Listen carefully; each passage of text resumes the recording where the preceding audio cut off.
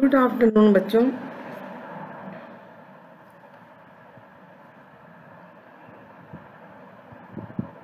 आज आप महाकवि बाण भट्ट रचित चंदापीठ कथा का दूसरा गद्यांश एवं उससे संबंधित प्रश्नोत्तर पढ़ेंगे।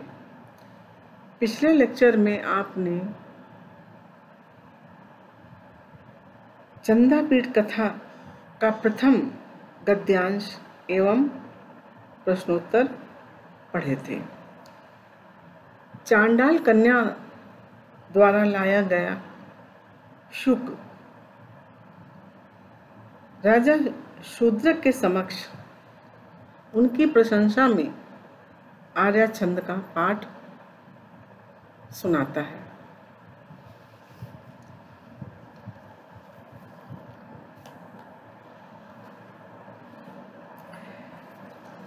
स्तन युगम अश्रुनातम समीपतरवर्ति हृदय शोकाग्नेः चरति विमुक्ताहारम व्रतम इव भवतो रिपु स्त्रीणाम भवतो रिपु स्त्रीणाम। स्तन युगम आप की रिपु की स्त्रियों के स्तन युग हृदय शोकाग्ने समीपतरवर्तीम अश्रुनातम विमुक्तहारम व्रतम इव आचरति।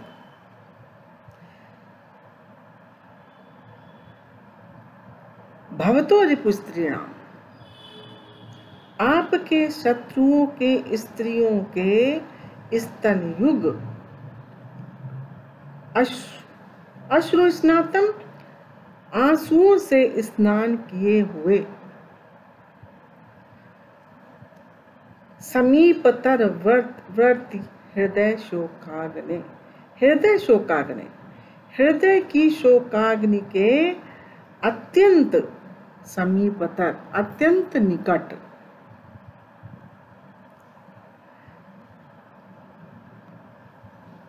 विमुक्तहारम अत्यंत निकट मोतियों की माला। मुक्त विमुक्त के यहाँ पर विमुक्ताहारम के दो अर्थ हैं। संधि के हिसाब से आप करेंगे, यदि विमुक्त लेते हैं तो रहित, मोतियों से रहित।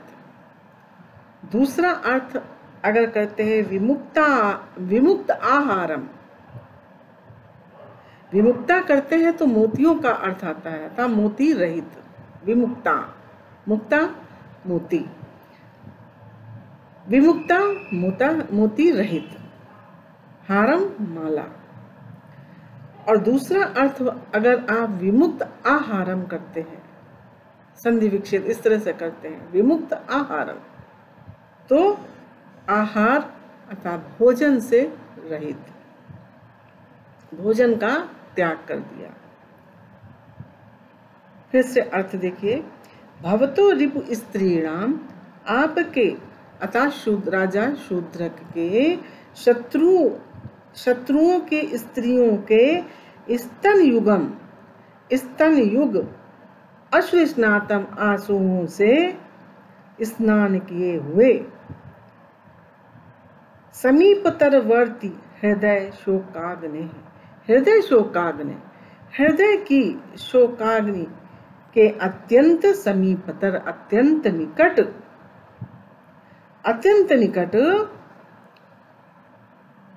विमुक्ताहारम जो माला है वो मोतियों रहित हो गए, अर्थात मोती उसके टूट गए। अर्थात शत्रु की स्त्रियां इतना रो रही थी कि इतना रोती थी कि उन्होंने जो माला पहन रखी थी गले में, वो माला मोतियों से रहित हो गई, अर्थात आंसुओं से गीली हो करके वो मोतियां जो है टूट टूट कर बिखर गईं। दूसरा अर्थ इसका ये होगा विमुक्त आहारम, अर्थात शत्रुओं की स्त्रियां जो हैं राजा शूद्रक के पराक्रम के द्वारा उनके पतियों की जो मृत्यु हो गई थी, उनके विरह में वो इतना रो रही थी कि उन्होंने भोजन छोड़ दिया था, भोजन करना छोड़ दिया था, भोजन का त्याग कर दिया था।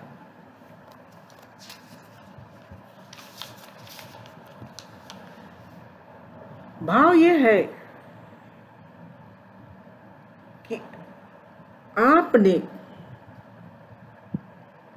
शुकराज पक्षी जो है वो राजा शूद्रक से कहता है उनकी प्रशंसा में कि आपने समस्त शत्रुओं का विनाश कर दिया है, अतः एवं उनकी स्त्रियां सदा शोक में रोती रहती हैं, जिससे उनके दोनों स्तन आंसुओं से गीले हो जाया करते हैं। हृदय में स्थित जो शोक की अग्नि है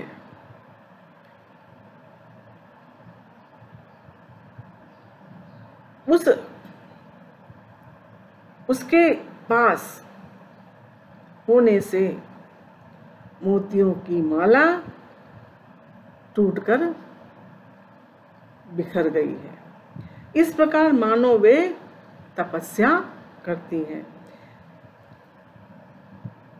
और तपस्वी भी त्रिकाल स्नान करता है, होमाग्नि के अत्यंत निकट रहता है और विमुक्ताहार अर्थात भोजन त्याग देता है, भोजन नहीं करता है। ये तपस्वी का गुण है। तपस्वी भी इसी तरह से रहते हैं। इससे संबंधित प्रश्नोत्तर। प्रश्न नंबर 1, शुको वैशंपायनः कामार्याम पपाट। शुक वैशंपायन, काम कौन सी? आर्या छंद का पाठ किया। उत्तर, शुको वैशंपायन स्तन युगम अश्रुनातम समीपतर्वर्तिम हृदय शोकाग्नेः चरति विमुक्ताहारमृतम इव भवतो रिपु स्त्रीणाम इमामार्यम पपाट। इस आर्या छंद का पाठ किया। प्रश्न नंबर 2, विमुक्ताहारम किम व्रतम इव चरति। विमुक्ताहारम किस प्रकार के व्रत का आचरण होता है? उत्तर, विमुक्ताहारम शूद्रकस्य रिपु स्त्रीणाम स्तनयुगम व्रतम इव चरति। विमुक्ताहारम, विमुक्तहार या विमुक्त आहार शूद्रकस्य रिपु स्त्रीणाम, शूद्रक के शत्रुओं के स्त्रियों के स्तनयुग व्रतम इव आचरति, तपस्वी के समान आचरण करते हैं।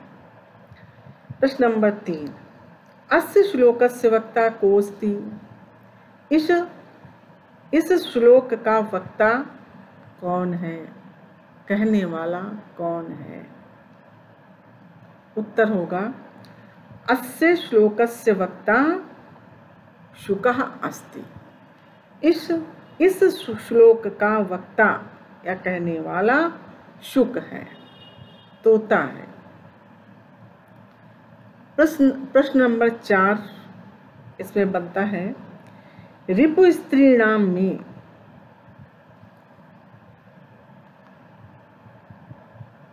कौन सी विभक्ति है?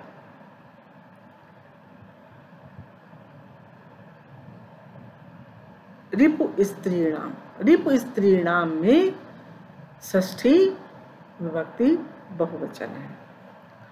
विमुक्ताहारम शब्द का आशय स्पष्ट करो। विमुक्ताहारम शब्द के दो अर्थ हैं, दो अर्थ निकलते हैं।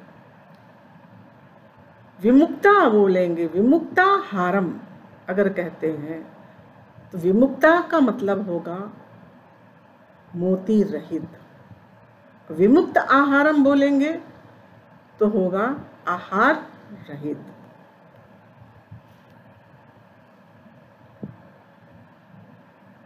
अगला गद्यांश। अब शुक के इस आर्या छंद के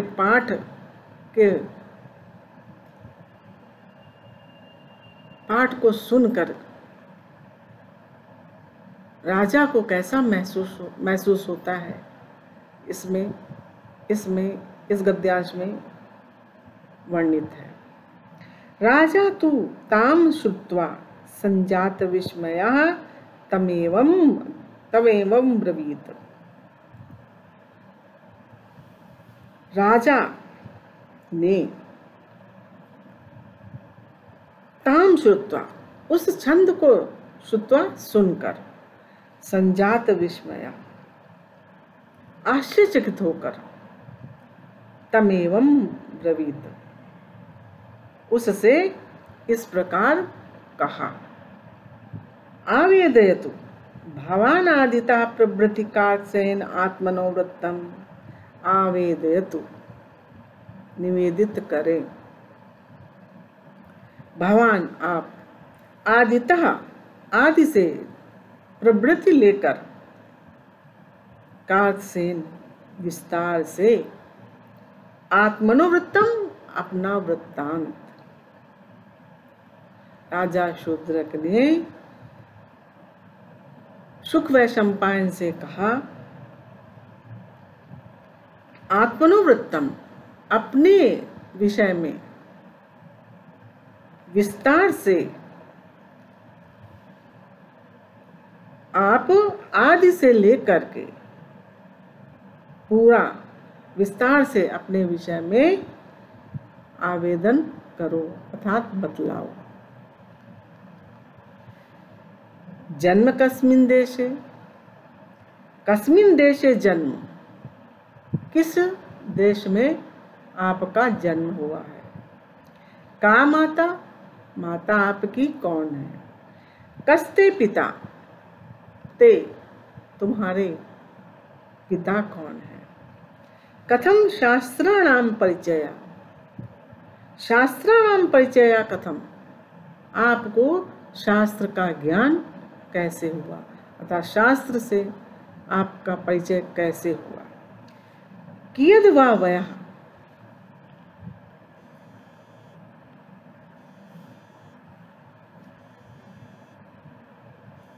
कियद् वा वयः अथवा कितनी उम्र। कथम पंजर बंधा, किस तरह से पिंजरे में बंध गए।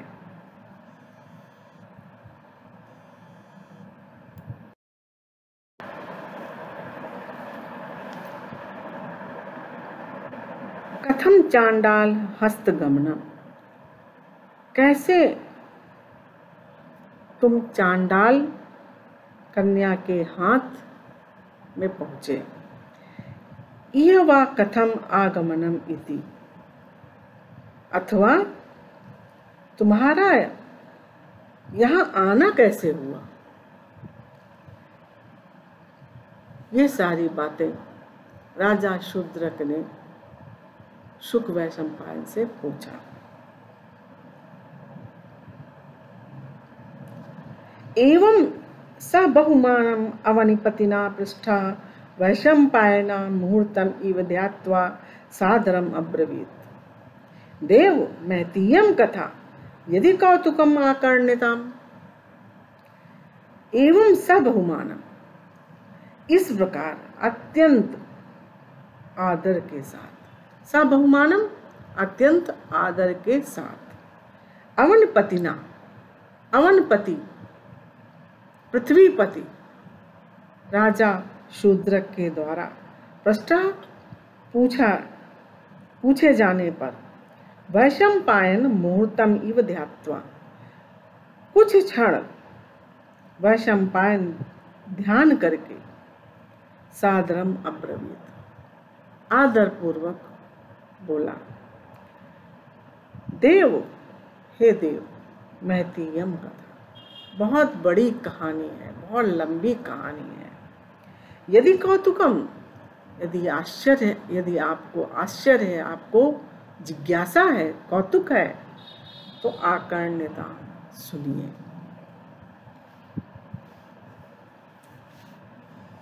अब इस गद्यांश से संबंधित बच्चों प्रश्न उत्तर देखिए। प्रश्नोत्तर।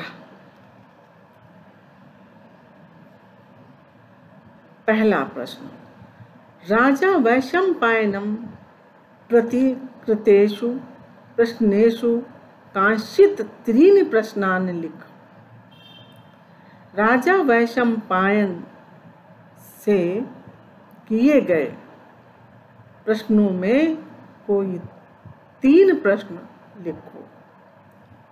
उत्तर, राजा वैशंपायनम प्रतिकृतेषु प्रश्नेषु 3 प्रश्ना इमे सन्ति। तथाहि जन्म कस्मिन् देशे, का माता, कस्ते पिता। राजा वैशंपायनम प्रति, राजा द्वारा वैशंपायन के प्रति किए गए प्रश्नों में 3 प्रश्न इमे संति, ये हैं। तथा जैसे पहला, जन्म कस्मिन् देशे, किस देश में जन्म हुआ। का माता, दूसरा, का माता, माता कौन है। तीसरा, कस्ते पिता, तुम्हारे पिता कौन है। प्रश्न नंबर 2, चांडाल हस्तगमनम कस्य। चांडाल के हाथ में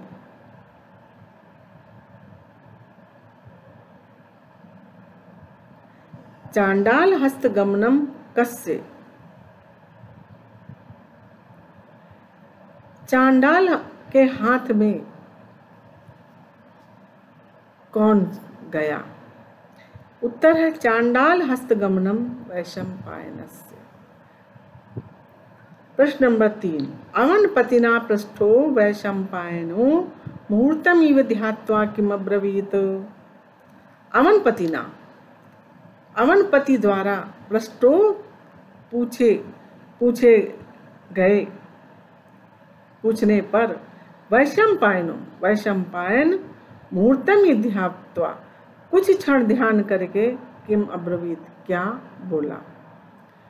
उत्तर, अवनपतिना पृष्ठो वैशंपायनो मुहूर्तम इव ध्यात्वा देव महतीयम कथा यदि कौतुकम आकर्ण्यताम इत्यब्रवीत। अवनपतिना, अवनपति के द्वारा पूछे गए वैशंपायन ने मुहूर्तम इव ध्यात्वा, कुछ क्षण ध्यान करके, सोच करके, देव हे देव महतीयम कथा, बहुत बड़ी कहानी है। यदि कौतुकम, यदि कुतूहल है, यदि जिज्ञासा है, तो आकर्ण्यताम इत्यब्रवीत, ऐसा कहा, ऐसा बोले।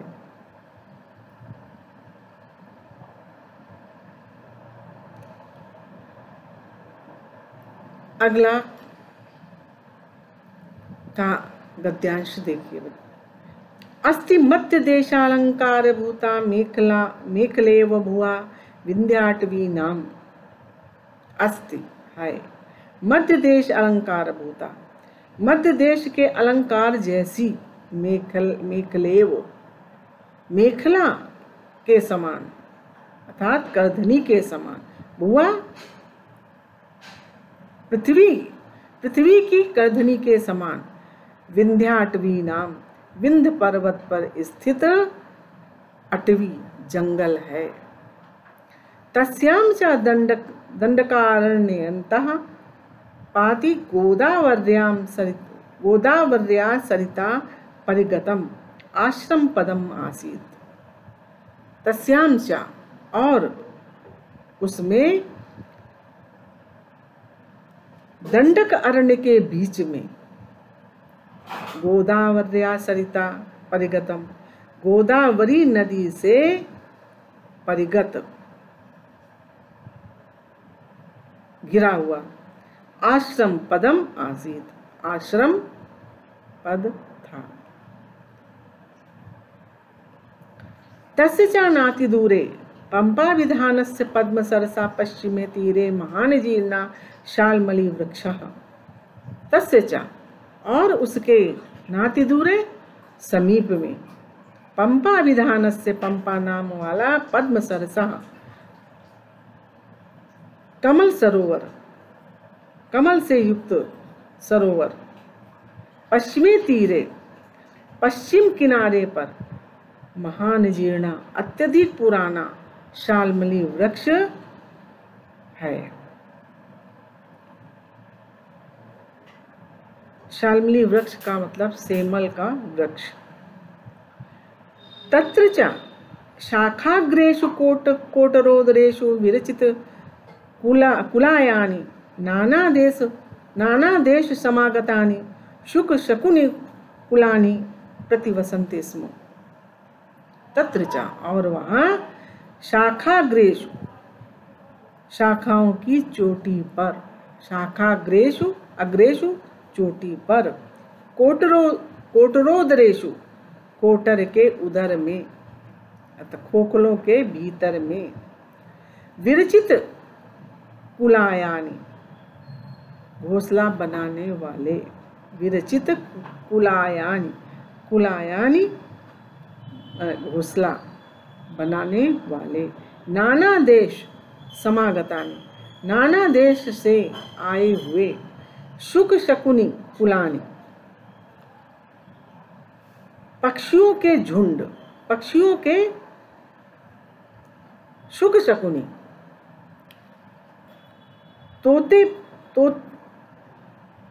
तोते रूपी पक्षियों के समूह प्रतिवसंति मने रहते थे। तोता पक्षियों के झुंड रहते थे। तत्रैकस्मिन् जीर्णकोटरे जाययासा निवसता पश्चिमे वयसि वर्तमानस्य पितुः अहमेवैकः सूनुर्भवम्। तत्रैकस्मिन् वहाँ एकस्मिन् एक जीर्णकोटरे जीर्णकोटर में पुराने कोटर में खोखले में जाया सह पत्नी के साथ जाया सह पत्नी के साथ निवसतः रहते हुए पश्चिमे वयसि वर्तमानस्य अर्थात वृद्धावस्था वाले पिता का अहम एवैकः मैं ही अकेला सूनुर्भवम् पुत्र हुआ। मैं ही अकेला पुत्र हुआ। जीर्णकोटरे जायासा निवसता जीर्णकोटर में पत्नी के साथ रहते हुए पश्चिमी वयसि वर्तमान से वृद्धावस्था वाले पिता की अहम एवैकः मैं ही एक मात्र सूनुरभवम् पुत्र हुआ। अति प्रबलया ममैव जायमानस्य प्रसव वेदनया जननी मे लोकांतरम अगमत। अति प्रबलया अत्यधिक अति प्रबल अत्यधिक ममैव जायमानस्य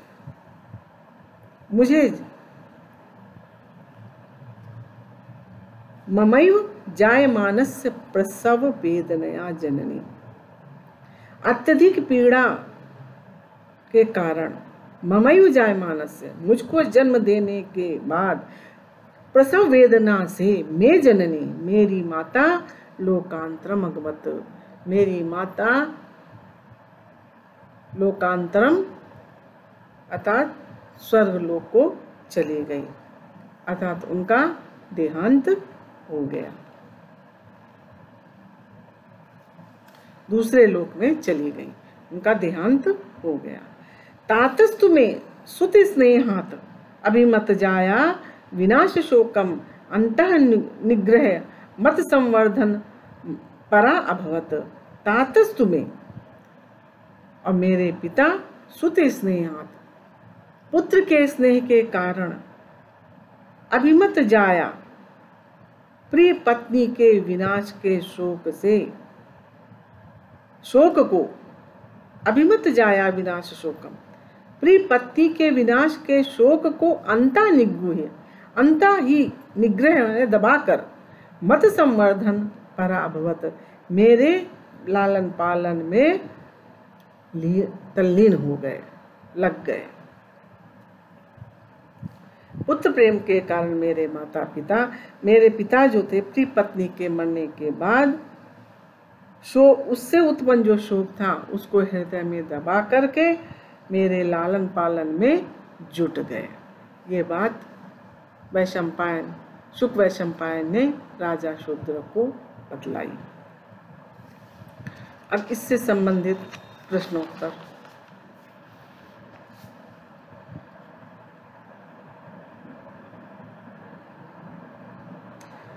प्रश्न नंबर 1, मध्य देशालंकार भूता मेखलेव भुआ कहाँ अस्ति। मध्य देश के अलंकार स्वरूप मेखला, पृथ्वी की मेखला के समान कहाँ अस्ति, कौन है। उत्तर है मध्य देशालंकार भूता मेखलेव भुआ विंध्याटवी अस्ति। मध्य देश अलंकार भूत मेखलेव भुआ, पृथ्वी की मेखला के समान विंध्याटवी, विंध्याटवी थी, अतः विंध्य नाम का जंगल था, ये जंगल है, अस्ति। प्रश्न नंबर 2, आश्रम पदम केन सरिता परिगतम आसीत। आश्रम पद केन सरिता, किस नदी से घिरा हुआ था। उत्तर, गोदावर्या सरिता परिगतम आश्रम पदम आसीत। गोदावरी सरिता नदी से घिरा हुआ आश्रम पद था। प्रश्न नंबर 3, पंपा विधानस्य पद्मसरा पश्चिमे तीरे काह वृक्ष आसीत। पंपा नाम वाला पद्मसरा कमल सरोवर पश्चिम तीर में काह वृक्ष आसीत, कौन सा वृक्ष था। पंपा विधानस्य पद्मसरा पश्चिमे तीरे महान जीर्णा शाल्मली वृक्ष आसीत। पंपा नाम वाला पद्मसर अथवा कमल सरोवर पश्चिम तीर में, पश्चिमी किनारे पर महान जीर्णा अत्यधिक पुराना शाल्मली वृक्ष था। प्रश्न नंबर 4, शाखाग्रेषु कोटरोदरेषु का प्रतिवसत इसम।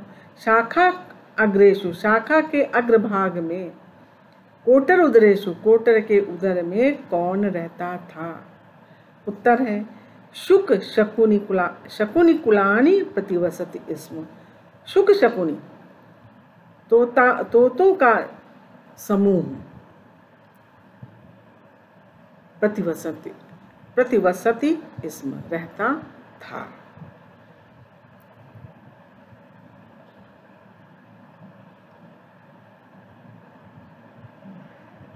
अगला एक 5वां प्रश्न बनता है इस प्रकार, मेखलेव में इसका संधि विक्षेप मेखला प्लस ईव होगा। मेखलेव, आ और ई मिल करके ए हो गया है।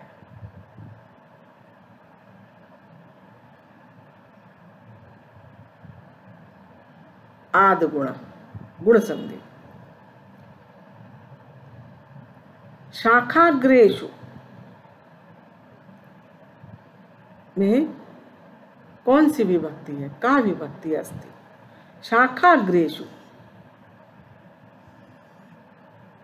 शाखाग्रेषु सप्तमी विभक्ति बहुवचन है। बच्चों, आज का पाठ यहीं पे समाप्त होता है। इसके आगे का गद्यांश अगले लेक्चर में हम पढ़ाएंगे आपको। धन्यवाद।